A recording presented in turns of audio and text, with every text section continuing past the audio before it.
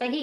तो आपके पास volume is directly proportional to the number of moles. इसका मतलब है जितने नंबर ऑफ मोल ज्यादा होंगे या मॉलिक्यूल ज्यादा होंगे उतना ही वॉल्यूम भी क्या होगा, ज्यादा होगा। मैं अगर इसे इस तरह लिखना चाहूँ तो बनेगा V upon n equals to k. और यहाँ पर के का मतलब क्या है, कांस्टेंट। सही है, यहाँ पर के का मतलब क्या है बेटे, कांस्टेंट। अच्छा, V upon n equals to k, अगर ये कांस्टेंट के बराबर है तो हम इसे ऐसे भी पढ़ सकते हैं, the ratio between volume and number of mole must remains constant. इसका फाइनल फॉर्मूला क्या बन रहा होगा, V1 upon N1 equals to V2 upon N2। सही। और इसका न्यूमेरिकल कैसे आया, नोट डाउन करो और फिर लिखो।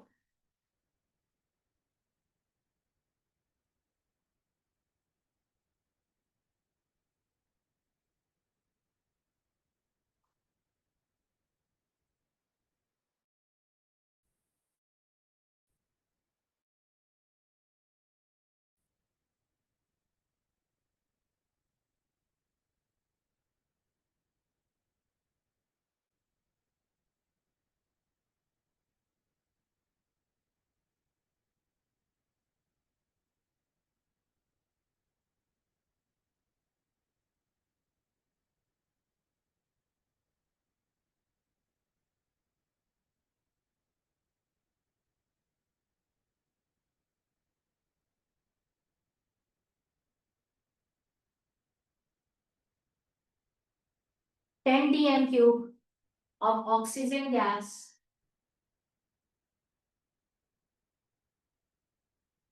10 dm cube of oxygen gas has 5 moles.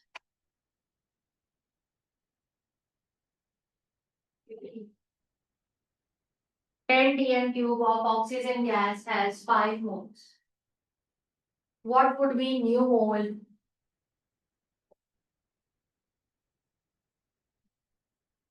when volume become 4 times?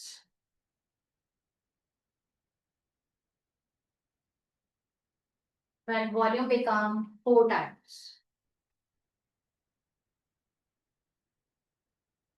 Solve करें इस क्वेश्चन को 4 पैरामीटर के जरिए और मुझे आंसर बता दें।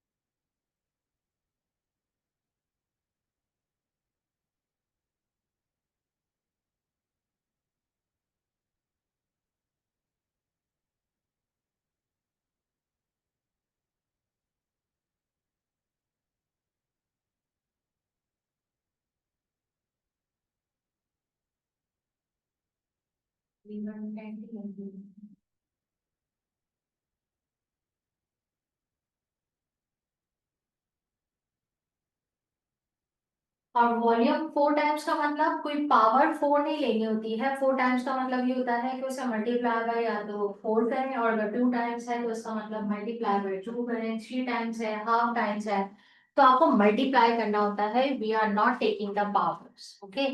जर्नल गैस इक्वेशन डेरिवेशन से तो काम नहीं है हमारा, लेकिन उसकी मेन इक्वेशन हम सब जानते हैं, that is PV equals to NR.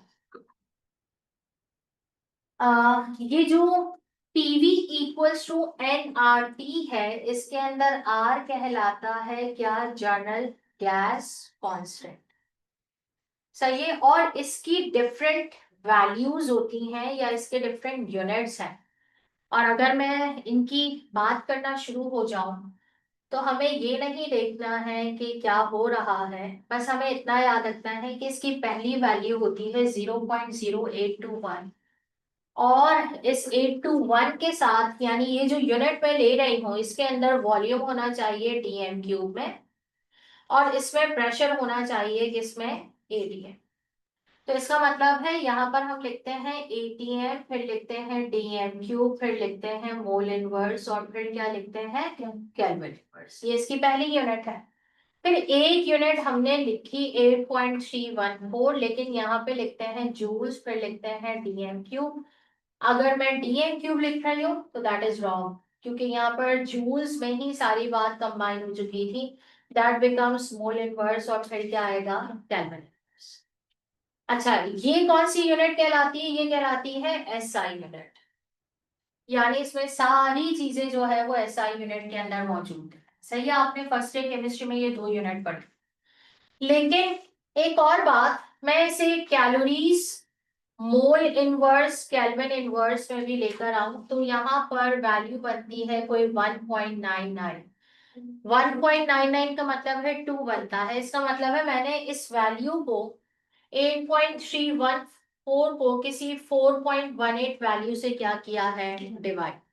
और ये क्या है, ये जूल और कैलोरी का आपस में रिलेशन है कि एक जूल सही आपके पास जो है वो कितने कैलोरीज के और कितने कैलोरीज कितने जूल्स के बराबर है। मैंने आपको ये रिलेशन नहीं बताया इस बार, सही है, मैंने डायरेक्टली इसको डिवाइड किया है। कोई बता सकता है हम फैक्टर से डिवाइड कब करते थे, स्मॉलर से लार्जर में जाने पे या लार्जर से स्मॉलर पे जाने, किससे किस में जाने पर, स्मॉलर से लार्जर। और आप देख रहे हैं कि अब ये जूल से किस में आ गया है, कैलोरीज।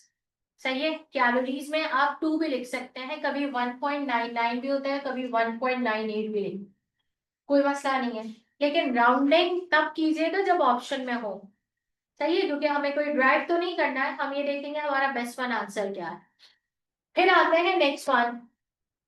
इसकी एक वैल्यू 3 मैंने आपको बताई, इसकी एक value torr, dm cube, mole inverse, kelvin inverse में भी, और इसकी एक value millimetre of mercury, centimetre cube, mole inverse, kelvin inverse में भी। आपको ये दोनों वैल्यूज निकालनी हो, निकालने से मतलब आप सर्च करना चाहे तो निकाल के अपने पास लिख सकते हैं, लेकिन है यही से। आप गौर से देखें तो इसका मतलब है हमें सारी यूनिट सेम है, इसका मतलब मैं यहाँ से हेल्प ले सकती हूँ। एटीएम था, एटीएम 1 एटीएम किसके बराबर होता है, 760 टॉर। मुझे अगर टॉर में लेके जाना है तो हमें डिसाइड करना पड़ेगा कि इसको 760 से मल्टीप्लाई करें या फिर डिवाइड, क्या करें, मल्टीप्लाई। सही है। अब यहाँ क्या था, मिलीमीटर ऑफ मर्करी और सेंटीमीटर क्यूब, यहाँ से ही हेल्प ले। एटीएम और मिलीमीटर ऑफ मर्करी, इसका मतलब है 760 से क्या होगा, मल्टीप्लाई। और 1 डीएम क्यूब में कितने सेंटीमीटर क्यूब होते हैं, 1000। आप लार्जर से किस में आ रहे हैं, स्मॉलर, तो आपको क्या करना पड़ेगा, मल्टीप्लाई। जो भी आंसर आएगा वो आप यहाँ पे लिखेंगे। क्यों, क्योंकि हम पढ़ के जाते हैं सिर्फ 2 यूनिट, लेकिन इससे ज्यादा यूनिट के बारे में भी आ जाता है। जैसे कि एक बार एमसीक्यू बना, which one of the following is not the value of the general gas constant. सही है, जब पहली बार ये सवाल बना ना तो उस वक्त मेजोरिटी ऑफ स्टूडेंट नहीं पढ़ के गए होंगे, जाहिर सी बात है, कोई ध्यान में ही नहीं होगा कि इसके फर्दर यूनिट्स को भी पढ़ना होता होगा। तो आपके पास सिर्फ 2 यूनिट वो पहचानते थे और बाकी यूनिट्स को उन्होंने आइडेंटिफाई, यहाँ पर एक की वैल्यू 62 में आ रही होगी, एक की वैल्यू डिफरेंट आ रही होगी। सही है, तो वहां पे ऑल ऑफ दीज उसका ऑप्शन बनता था, और बच्चे वहां पे फिर बाद में ये डिनाई करते हैं कि नहीं नहीं वो तो 0.0821 भी गिवन थे बस, और 8.314 भी गिवन थी। तो हमारा सवाल था कि वहां पे 82 गिवन, सॉरी 62 गिवन था, 1.98 गिवन था, वो भी उसी की वैल्यू है। सिर्फ आपको दिमाग लगाना था कि जूल से कैलोरी और कैलोरी से टॉर, टॉर से मिलीमीटर ऑफ मर्करी, आप कैसे स्विच कर सकते। तो जब आप अगर गूगल सर्च करते हैं ना, या आप इसे सर्च करके वैल्यूज को निकालेंगे तो लिस्ट चल रही है इसकी पूरी, लेकिन अगर आपको इतनी वैल्यूज याद है तो इसका मतलब है आप अबव एवरेज स्टूडेंट से जो है वो बिलोंग करना शुरू हो गए हैं कि आपको आर की वैल्यूज इतनी ऑथेंटिक याद है। जहां तक इसकी कैलकुलेशन की बात है, इसकी कैलकुलेशन आना हमारे लिए इतना आसान नहीं है और ना ही पूछी जाती है। क्यों, क्योंकि यहाँ पर आपको आर की वैल्यू लगानी पड़ती है। और आप देखें ना, फॉर एग्जाम्पल मैं आपसे प्रेशर ही पूछ लूं तो आपको क्या क्या करना पड़ेगा, एन आर टी अपॉन क्या करना पड़ेगा, V. That is too much lengthy without calculator. सही है कि 0.0821 रखो, फिर टेम्परेचर से मल्टीप्लाई करो।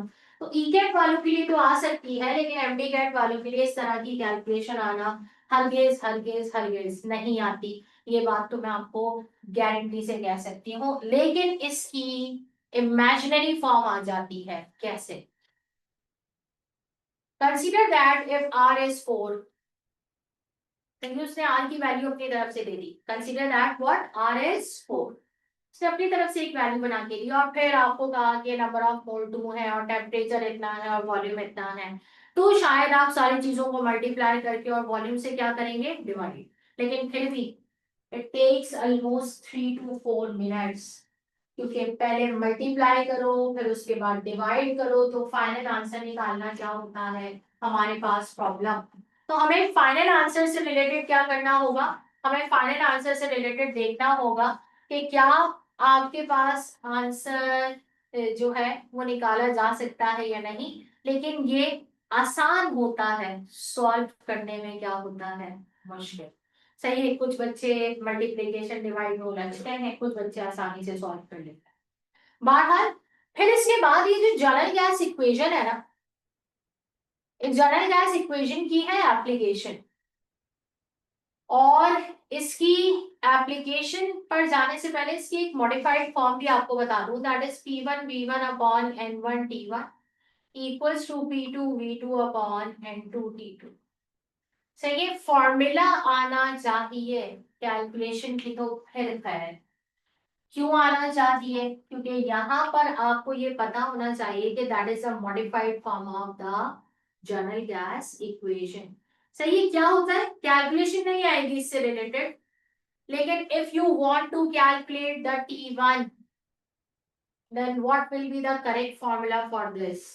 तो इसका करेक्ट फॉर्मूला क्या होगा वो अरेंज करके बताना है, हमारे पास ऑप्शन में लिखा होगा। और अगर मुझे T1 फाइंड आउट करना है तो बहुत, यानी आपको क्या करना है, क्रॉस मल्टीप्लाई, है ना। आप देखिए न्यूमेरिकल नहीं आया, क्या पूछ रहा है, बस T1 फाइंड आउट करने का ना फॉर्मूला अरेंज कर। अब देखो T1 फॉर्मूला अरेंज कैसे होगा, मुझे T1 फाइंड आउट करना था, मैंने क्या किया, मैंने इस T1 को वहां पर स्विच किया और इस P2 V2 को यहाँ पर स्विच किया। सही है, क्रॉस मल्टीप्लाई कर लेते हैं सिंपल। पहले क्रॉस मल्टीप्लाई पे क्या हुआ, P1 V1 N2 T2, और फिर क्या बना आपके पास, P2 V2 N1 T1। सही है, सीधे सीधे ट्रैक पे चलते हैं ना तो आंसर जल्दी आते हैं। शॉर्ट ट्रिक्स पे मजीद जाते हैं, जहाँ पे शॉर्ट ट्रिक नहीं बनती है वहां हम फंस जाते हैं। फॉर्मूला बनता है P1 V1 N2 T2, और डिवाइड में क्या आना चाहिए, P2 V2 N1। तो ये आपके पास किसका फॉर्मूला बन गया, T1। तो ये सिर्फ अरेंजमेंट थी, क्या कैलकुलेशन का पूछा मैंने आपसे, तो अरेंजमेंट आनी चाहिए। सही है। इसी तरह मैं आपसे पूछ लूं, बताओ मुझे N2 फाइंड आउट करना है, तो what will be the correct formula of the following. तो आपको फार्मूला अरेंज करना आना चाहिए। सही है।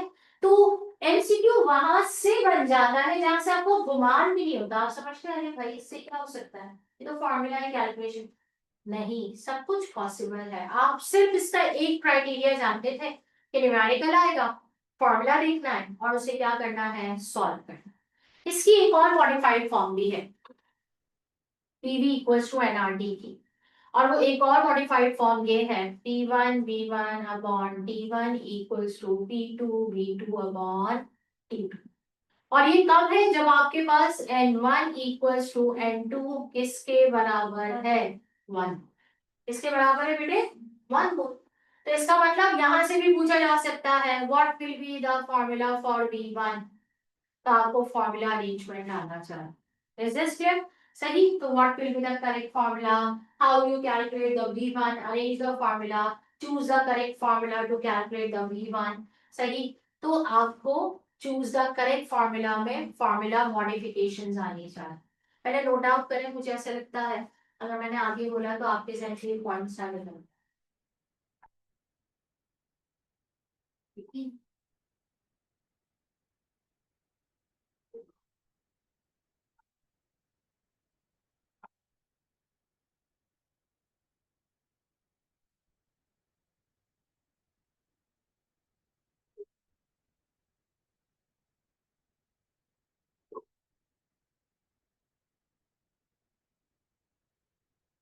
शादी से पूछा है तो वो बता रहे हैं कि हाँ ये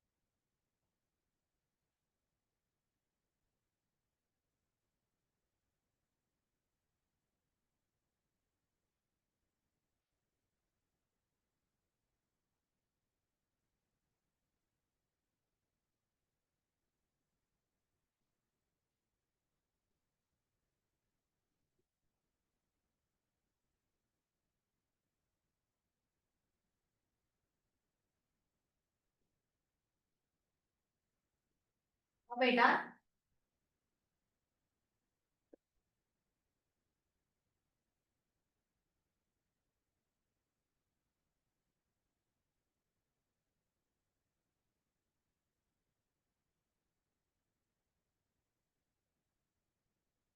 साइलेंट कर लीजिए फोन।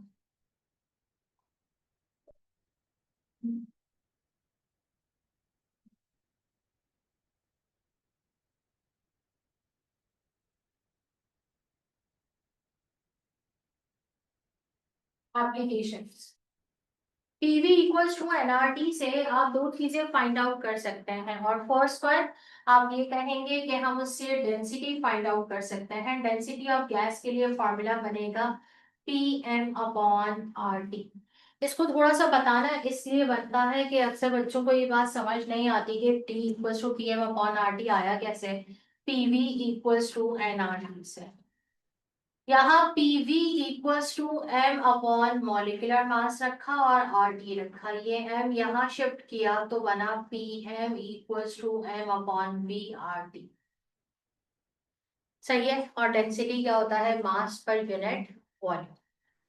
PM इक्वल्स टू, मैंने इस बार कैपिटल डी लिख दिया, आर लिख दिया, टी लिख दिया, और फिर मैंने लिखा यहाँ पर rho equals to PM upon R. मैंने तीनों तरीके आपके सामने ना जानबूझ के लिखे हैं। डेंसिटी स्मॉल डी से हो, डेंसिटी कैपिटल डी से हो, डेंसिटी रॉ से हो, किसी भी तरीके से इसको रॉ पढ़ते हैं, that is a symbol for the density. चलिए, किसी भी तरीके से डेंसिटी का फॉर्मूला हो, that is PM upon R T. आप ध्यान से सुनना जो बात मैं आपसे कहूंगी। डेंसिटी मॉलिक्यूलर मास के क्या है, डायरेक्टली प्रोपोर्शनल। मॉलिक्यूलर मास ज्यादा तो उस गैस की डेंसिटी भी क्या होगी, ज्यादा। कैलकुलेट करने के लिए नहीं आता, प्रेडिक्शन वाले इससे MCQs बनते हैं, सही है। और प्रेडिक्शन हमारी होनी चाहिए स्ट्रॉन्ग। यानी मैं आपसे पूछूं कि CH4 और फिर मैं आपसे कहूं CO2, बताइए इसमें से किसकी डेंसिटी ज्यादा होगी। तो अब आप कहेंगे हमें तो डेटा नहीं गिवन, तो डेटा की जरूरत नहीं है। यहाँ पर 16 है और यहाँ पर क्या है 44, तो मेरा जवाब क्या होगा, कार्बन डाई ऑक्साइड। क्योंकि जिसका मॉलिक्यूलर मास ज्यादा होगा उसकी डेंसिटी भी क्या होगी, ज्यादा। डेंसिटी का मतलब यही है ना, या तो हैवियर हो या फिर क्या हो, लाइटर। तो इसका मतलब that is the molecular mass directly proportional. फिर गैस की डेंसिटी टेम्परेचर के साथ लिंक करवाऊं तो क्या नजर आता है, इनवर्स। सही है। मैं अब आपसे यही बात ऐसे पूछूं, CH4 25 डिग्री सेंटीग्रेड पर भी है और 10 डिग्री सेंटीग्रेड पर भी है, सही है। बताओ किस टेम्परेचर पर इसकी डेंसिटी ज्यादा होने के चांसेस है। डेंसिटी ज्यादा, इसका मतलब है टेम्परेचर क्या होगा कम। सही है। तो न्यूमेरिकल नहीं आया, न्यूमेरिकल को अप्लाई करने की प्रेडिक्शन आई, जो आपने कभी रेगुलर क्लासेस में नहीं की। ये फॉर्मूला आया नहीं, हमने लिखा नहीं न्यूमेरिकल, और हम स्टार्ट हो जाते थे इसका न्यूमेरिकल सॉल्व करने। लेकिन यहाँ पर देखें क्वेश्चन का क्राइटेरिया चेंज हुआ। डेंसिटी मॉलिक्यूलर मास के साथ क्या है, डायरेक्टली प्रोपोर्शनल। कैसे निकालेंगे, मैंने आपको बताया। जिसका मॉलिक्यूलर मास ज्यादा उसकी डेंसिटी क्या होगी, ज्यादा। जिसका टेम्परेचर कम उसकी डेंसिटी क्या होगी, ज्यादा। जिसका टेम्परेचर ज्यादा उसकी डेंसिटी कम। क्या ये दोनों बातें समझ आती हैं, पक्की बात है। किसी के जहन में कोई सवाल। जो नेक्स्ट वन एप्लीकेशन है ना, वो इस फॉर्मूला से निकलती है जो मैं अब आपके सामने लिखूंगी, that is M equals to MRT upon, अगर मैं लिखूं तो दैट इज P। इसको भी कैसे निकाला है, PV इक्वल्स टू NRT से ही हमने बनाया है। PV equals to M upon M और फिर क्या लिखा, RT। और सिंपल, ये M वहां चले जाएगा, ये यहाँ पर। तो M equals to MRT upon P, सही है।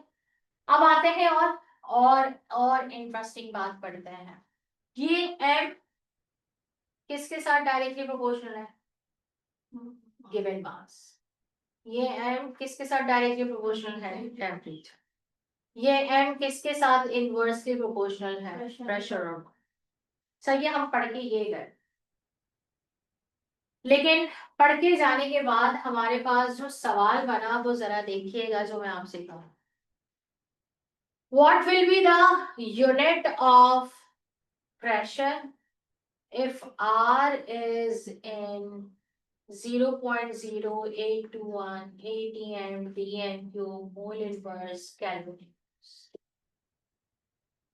कहता है इस फॉर्मूला में बताओ प्रेशर की यूनिट क्या होगी अगर R की वैल्यू गिवन है या R की गिवन कंडीशन गिवन है।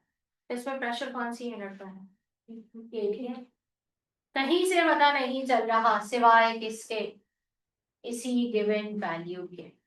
सही है। यानी इस फॉर्मूला में अगर आप वैल्यू प्लेस करेंगे आर की दिस वन, तो आपके पास प्रेशर का यूनिट भी क्या होगा, atm। लेकिन अगर मैं आपसे कहूं, और से सुनना मेरी बात, unit of pressure if R is in 8.314 joule mole inverse kelvin inverse, तो बताओ इसमें आर की वैल्यू की यूनिट क्या हो। नहीं, अब आप लोग जूल्स नहीं कह सकते, खुदा रहा ऐसा। सही है। यहाँ एसआई यूनिट की बात हुई, इसका मतलब है प्रेशर भी अपनी कौन सी यूनिट में है, पास्कल। या फिर और ना लिखा हो तो क्या लिखा होगा, न्यूटन पर मीटर स्क्वायर।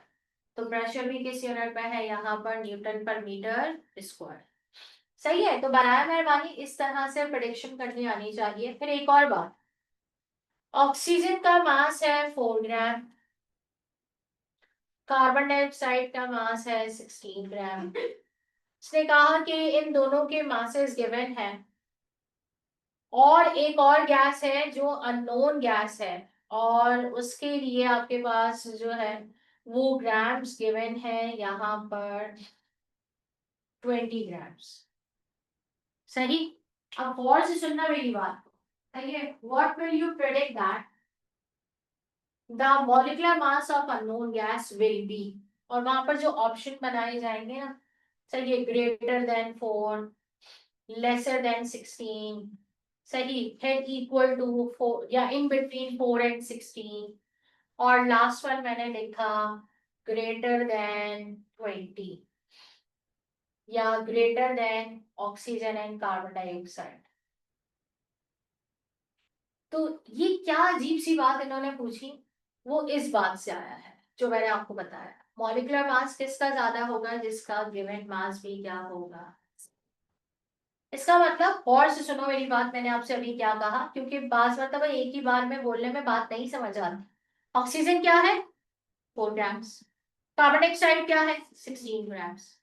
कहा गया molecular mass of unknown gas, इसका तो पता चल गया ना 32, और इसका क्या है 44। इसका मॉलिक्यूलर मास मुझे नहीं पता, लेकिन इसका मास कितना गिवन है 20। अब आपसे ये पूछता है क्या ये ग्रेटर देन 4 होगा, क्या ये लेसर देन 16 होगा, या फिर ये इन बिटवीन जो है। 4 का मतलब ऑक्सीजन, 16 का मतलब कार्बन डाइऑक्साइड, क्या ये in between oxygen and carbon dioxide होगा। और नेक्स्ट वन मैंने क्या लिखा, क्या ये ग्रेटर देन ऑक्सीजन और कार्बन डाइऑक्साइड, इसका मॉलिक्यूलर मास हो। क्या प्रेडिक्ट करो, ए बी सी डी, चारों में से क्या है डी। अभी बताया जिसका मास ज्यादा होगा इसका मतलब उसका मॉलिक्यूलर मास भी क्या होगा ज्यादा। एंड जस्टिफिकेशन हमें कहाँ से मिल रही है, इस फॉर्मूला से। है ना, बड़ा अजीब सा एमसीक्यू बना, जो हमारे वैभव गुमान में भी नहीं होता कि ये क्या है, और हम क्या सोच के गए, कैलकुलेशन आ गई तो हम परेशान किस पर हो रहे हैं। मास आ गया, आर की वैल्यू रखना है, टेम्परेचर रखना है, फिर उसे सॉल्व करना है, फिर प्रेशर वॉल्यूम से डिवाइड करना है। हम कैसे करेंगे, नहीं पूछते ऐसे सवाल। लेकिन अगर पूछ लिया, जो ई कैट का अगर है, तो आपके पास तो कैलकुलेटर मौजूद है, आपने सारी वैल्यूज रखी और आपने उसका क्या निकाला, आंसर। सिंपल कैलकुलेटर, यानी अगर कोई कैलकुलेटर देकर न्यूमेरिकल पूछ रहा है ना, तो इसका मतलब है कि इस बात समझ आती है कि वहाँ कैलकुलेशन है। लेकिन एमडी कैट की लेवल पर अगर ऐसा नहीं है, तो फिर आपसे इस तरह के बड़े अजीबो गरीब से एमसीक्यू बनाकर बात पूछी जाती है, जिसमें आपका दिमाग लगना चाहिए। इससे हमने क्या पॉइंट सीखा था, जिसका मास ज्यादा उसका मॉलिक्यूलर मास, और इससे हमने क्या पॉइंट सीखा, जिसका मॉलिक्यूलर मास ज्यादा उसकी डेंसिटी भी ज्यादा, और जिसकी डेंसिटी ज्यादा उसका टेम्परेचर कम। सही है, नोट डाउन करो इन की पॉइंट्स को, तो उसके बाद आगे बढ़।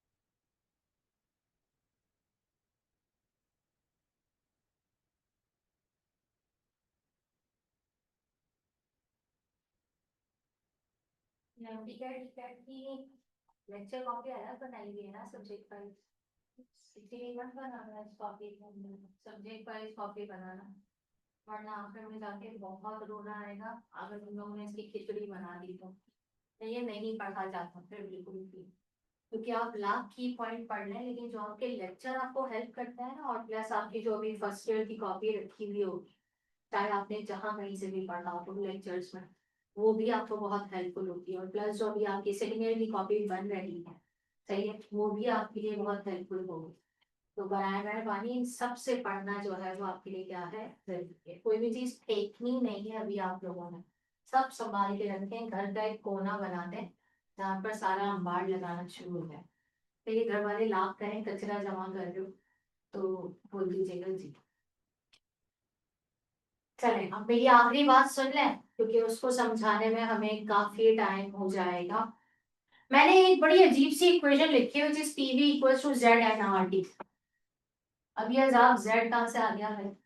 ये हर बार में एक नई चीज आ जाती है। जेड क्या है? जेड डिसाइड करता है कि गैस जो है वो वाकई दुनिया में एग्जिस्ट करती है, या सिर्फ हम ऐसे लफ्जों में उसे बयान कर देते हैं, और जिसे लफ्जों में बयान कर देते हैं उसे क्या कहते हैं? आइडियल गैस, क्योंकि वो दुनिया में है ही नहीं। ये z एक पैरामीटर है जो ये डिसाइड करवाता है, ये z एक पैरामीटर है जो ये डिसाइड करवाता है कि कौन सी गैस आइडियल है और कौन सी पॉजिटिव डेविएशन से और कौन सी नेगेटिव डेविएशन। z की वैल्यू 1 से ग्रेटर हो तो पॉजिटिव डेविएशन पे जाता है, और अगर z की वैल्यू 1 से लेसर हो तो नेगेटिव डेविएशन कहलाता है। लेकिन सबसे इंपॉर्टेंट बात, मैं इन सारी बातों को तब और अच्छे से समझ सकती हूँ अगर आपकी जगह बैठूं, अगर मुझे भी पता हो कि आइडियल गैस क्या है। Ideal gas obeys all gas laws, ये सारे गैस लॉस को ओबे करते, सही है। और फिर क्या है, अगर आपसे कहा जाए तो ये एक और चीज भी ओबे करती है, ओबे केएमटी पॉजिटिव ऑल पॉजिटिव। लेकिन इन दोनों के लिए एक और बात लिखी, एट ऑल कंडीशंस। क्या कहा बच्चे यहाँ पर मैंने? At all condition. इससे फर्क नहीं पड़ता कि अगर से बॉयज लॉ आए तो टेम्परेचर कांस्टेंट कर दो, इससे फर्क नहीं पड़ता चार्ल्स लॉ कहा है तो वो प्रेशर कांस्टेंट कर दो। ये कहती है हर वक्त हर कंडीशन पे ये हर लॉ को क्या कर लेगी, वो। फिर इसका एक और पॉइंट है नो वॉल्यूम, और फिर इसका एक और पॉइंट है नो फोर्सेस। इसके मॉलिक्यूल्स के दरमियान, यानी मैं आपसे बात कर रही हूँ ये सारी बात इंटर मॉलिक्यूलर की बेसिस, इसके मॉलिक्यूल के दरमियान या इसके मॉलिक्यूल का ना तो कोई वॉल्यूम है और ना ही इसकी क्या है, फोर्स। तो आप कहेंगे मिस ये एग्जिस्ट करती है, तो मैं आपसे कहूंगी नो सच गैस एग्जिस्ट। सही है, ऐसी कोई गैस एग्जिस्ट दुनिया में नहीं करती। तो फिर आइडियल वर्ड क्यों दिया गया है? परफेक्ट, हर लिहाज से क्या है ये परफेक्ट, हमने मान लिया है। तो अगर कोई गैस आइडियली बिहेव करना चाहती है, सही, तो gases behave ideally at low pressure and high temperature. अगर किसी गैस को मैं आपसे कहूं कि मैंने, चाहे वो दुनिया में एग्जिस्ट करती है, अगर मैंने किसी गैस को इस कंडीशन पे रख दिया ना, किस कंडीशन पर? लो प्रेशर और हाई टेम्परेचर पर, तो वो गैस किसके तौर पर बिहेव करेगी? आइडियली। जरा और से मेरी बात सुनना, लो प्रेशर की वजह से कोलिजन क्या हो गया? They are not colliding with each other. High temperature पर काइनेटिक एनर्जी क्या हो गई? बहुत ज्यादा, यानी उसकी मूवमेंट क्या है, वो एक्सपेंशन पे जा चुकी। लेकिन ये कंडीशन है जिस पर गैसेस आइडियली बिहेव कर सकती हैं, लेकिन जो दुनिया के अंदर गैसेस एग्जिस्ट करती हैं उसे आप क्या कहते हैं? Real gases. और रियल गैसेस डेविएट करती हैं किससे? है आइडियल बिहेवियर। आइडियल बिहेवियर से डेविएट करने के लिए वो अपने आप को किस कंडीशन पे रखती हैं? इसके ऑपोजिट। सही है, इसका मतलब इसके ऑपोजिट का क्या मतलब है? वो अपने आप को किस कंडीशन पे रखती हैं? High pressure and low depth. सही है, किस पर रखना पसंद करती हैं अपने आप को? High pressure and low temperature. मैंने कंडीशन एक ही लिखी है, ताकि दूसरी कंडीशन तुम लोगों को दिमाग में बैठे। जब दोनों याद करने लगते हैं ना तो दोनों मिक्स हो जाते हैं, एक याद रखोगे तो उसकी ऑपोजिट खुद ब खुद याद हो जाएगी। अब हमने कहा कि अगर किसी तरह हम किसी गैस को, फॉर एग्जाम्पल मैं यहाँ पे देखूँ ना तो सबसे ज्यादा जो नियरेस्ट यहाँ पर नजर आएगा दैट इज हीलियम, फिर जो नजर आएगा वो हाइड्रोजन, फिर उसके बाद ऑक्सीजन, फिर नाइट्रोजन, फिर उसके बाद कार्बन डाइऑक्साइड। सबसे ज्यादा डेविएशन किसका है? Carbon dioxide. सबसे नियरेस्ट वन पे कौन नजर आ रहा है? E। सही है, इसका मतलब है जो वन के नियरेस्ट, ये वन लिखा है ना मैंने, जो वन के नियरेस्ट रहेगा वो ज्यादा जल्दी आइडियली बिहेव करता है। और ऐसा ही है, अगर कोई आपसे कहे कि किसी गैस को आप आइडियली बिहेव कर रहे हैं, आप फिजिक्स में अभी पढ़ रहे होंगे सेकेंड ईयर में अक्सर जगहों पर, आप मेरे साथ भी या फर्स्ट ईयर में आप पढ़ चुके हैं, आपने जो है वो वहां पर बकायदा कंसीडर किया कि consider that the ideal gas filled gas cylinder is present. तो इसका मतलब है हम इसलिए उसे आइडियल गैस कह के जान छुड़ाते हैं कि उसका होना ना होना हमारे लिए क्या है, बराबर। इसका मतलब है कि गैस पर फिर आप किसी कंडीशन का इम्पैक्ट बताना पसंद नहीं करते। सही है, तो यहाँ क्या है, इस Z की वजह से अगर किसी गैस की Z की वैल्यू, कंप्रेसिबिलिटी फैक्टर की वैल्यू क्या आ जाए 1, तो इसका मतलब है वो कैसा बिहेव करना शुरू हो गई है, हाईली। और Z कैसे निकालते हैं, PV/NRT। यहाँ सब इतनी वैल्यूज में हो कि इसका आंसर क्या आ रहा होगा, 1। नेक्स्ट वन, पॉजिटिव डेविएशन जब z की वैल्यू 1 से ग्रेटर हो, और नेगेटिव डेविएशन जब z की वैल्यू 1 से क्या हो, लेसर। तो इसका मतलब आपके पास गैसेस आइडियली बिहेव करना नहीं चाहती हैं, और उस क्यों नहीं चाहती हैं ये भी याद है। कॉजेज ऑफ डेविएशन आपको दो याद रखते हैं, इन दो पॉइंट्स की वजह से जिसे मैंने यहाँ पर मान।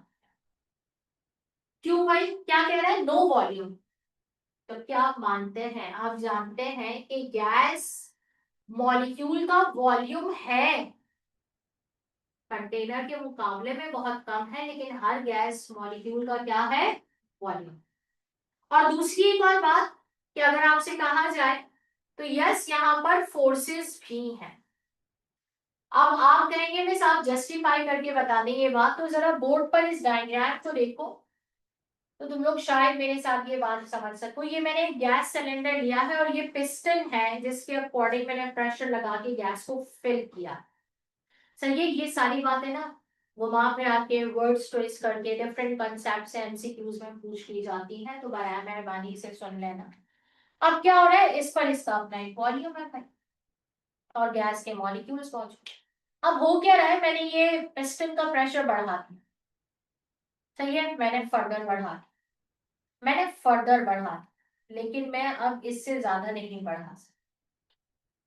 ये वही वाली बात है, जरा गौर से समझना मेरी इस बात को, है तो थोड़ी सी लॉजिकल। मैं इन दोनों हाथों को बस इस तरह ही रख सकती, चाहे कुछ भी कर लो, लेकिन इनके दरमियान क्या मौजूद है, गैप मौजूद है। ये एक दूसरे के अंदर धंस नहीं गए हैं, तब भी इनके दरमियान क्या मौजूद है, गैप। अब इसके दरमियान का गैप कंप्लीट नहीं कर सकते, इसका मतलब है दैट इज एयर। आप इसे कितना भी कंप्रेस कर लें। तो जब आपने गैस को हाई प्रेशराइज कंडीशन पे रखा, जरा गौर से सुनना, किस पे रखा, हाई प्रेशर, तो gas molecule come closer to each other. आपने गैस को इतना कंप्रेस कर लिया, लेकिन अब आप इससे ज्यादा हाई प्रेशर अप्लाई नहीं कर सकते। क्यों नहीं कर सकते, क्योंकि सारे molecule come closer to each other. Come closer का मतलब क्या है, they have the force of attraction, तभी तो साथ रह गए। और मजीद आप क्यों नहीं कर पा रहे, मजीद आप इसलिए नहीं कर पा रहे कि अब वो एक दूसरे को मजीद रिपेल करना नहीं चाहते हैं। तो इसका मतलब है हाई प्रेशर पर देखिएगा, वॉल्यूम ऑफ गैस है तभी तो मजीद आप प्रेशर को नहीं बढ़ा सके।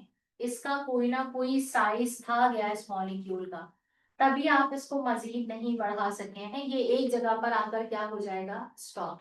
इसका मतलब है इसके दरमियान गैप मौजूद है, और उस गैप का मतलब है गैस मॉलिक्यूल का अपना क्या है, वॉल्यूम, और गैस मॉलिक्यूल की अपनी क्या है, फोर्सेस।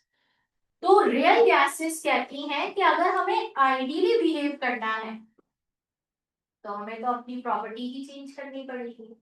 क्या प्रॉपर्टी, वॉल्यूम से जीरो वॉल्यूम पर और फोर्सेस से जीरो फोर्स पर। और वो कहती है कि हम ऐसा करना नहीं चाहते। कोई मुझे कहे आप अपनी पर्सनालिटी को चेंज करें, आप अपना नाम चेंज करें और फला फला फला फला की जैसे जो है वो बिहेव करना शुरू हो जाए और उसकी सारी कैरेक्टरिस्टिक्स है। तो किसी भी इंसान को तो छोड़ दीजिए, या तो आपके पास कोई दुनिया की रियल गैसेस जो दुनिया में एग्जिस्ट करती हैं, दुनिया क्या पूरे यूनिवर्स में सही जो गैसेस एग्जिस्ट करती हैं वो भी आइडियली बिहेव करना नहीं चाहती, लेकिन अगर हमें कहीं पर आइडियल गैस सपोज करना होता है तो हम इन गैसेस को किस कंडीशन पर रखकर आइडियली बिहेव करवा सकते हैं, जबरदस्ती। कौन सी कंडीशन पर? Low pressure and high temperature. और उसमें से कौन सी गैसेस आसानी से मान जाती हैं आइडियली बिहेवियर पर? हीलियम और हाइड्रोजन। सही है, और हाइड्रोजन तो इसलिए आसानी से क्योंकि पूरे यूनिवर्स में हाइड्रोजन ज्यादा है। अर्थ के मुकाबले में, अर्थ प्लैनेट के मुकाबले में हाइड्रोजन गैस पूरे यूनिवर्स में क्या है, ज्यादा है। तभी तो सारी चीजें हमें ग्लोइंग या फिर इस तरह की सारी नजर आती है, एक्सप्लोसिव इन नेचर। तो ये जितनी बातें मैंने आपको बताई, काइंडली इसकी बुक रीडिंग लाजमी करना। सही है, आज ही जाकर इसकी बुक रीडिंग करके रखना और इसकी मार्किंग की नोट्स बनाना शुरू करो। स्टिकी नोट लगाओ, वहां पर हाइलाइटर खरीद लो 3-4 कलर के, एक की पॉइंट क्या था, येलो से क्या मार्क करना है, ग्रीन से क्या मार्क करना है। इससे तुम लोगों को पढ़ने में आसानी होगी, क्योंकि ये बात हम कितनी बार भी बोलते हैं। अगर आपने रीड अच्छा नहीं किया ना, तो फिर आप हमारे घुमाए